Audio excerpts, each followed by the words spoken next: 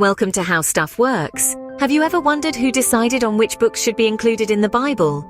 This question leads us into a fascinating journey tracing the origins of the Bible. Our story begins with the first 5 books, collectively known as the Pentateuch.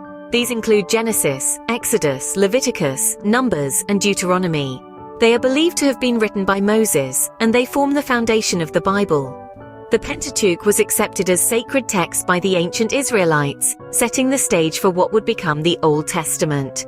The Old Testament, a collection of religious texts, laws, and historical accounts, was accepted by Jewish religious leaders over a period of centuries. It was not a single decision, but rather a series of agreements and recognitions by religious councils. It's a testament to the power of faith and the influence of religious tradition. So the Old Testament was formed, but what about the New Testament? The New Testament didn't just appear out of thin air, it was a process. A process that was carefully curated, shaped by the religious and historical context of the time. The books that comprise the New Testament were chosen over a period spanning several centuries.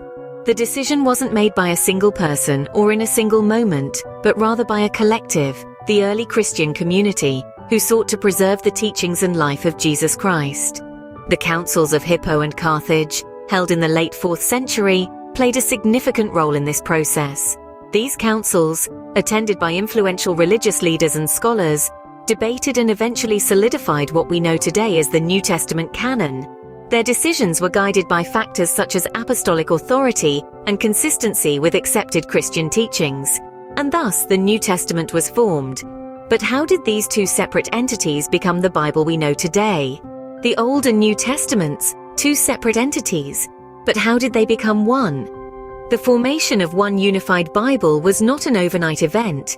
The process was painstaking, involving early Christian churches, and a complex interplay of faith, politics, and cultural influences.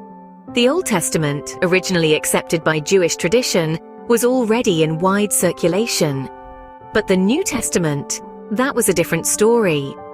As the Christian faith spread throughout the Roman Empire, so did collections of writings that would later form the New Testament.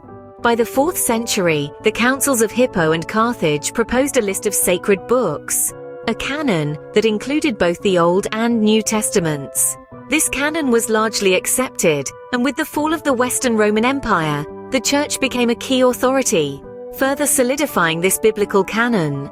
And there you have it, the journey from separate texts to the Bible as we know it, a journey of faith, politics, and centuries of deliberation.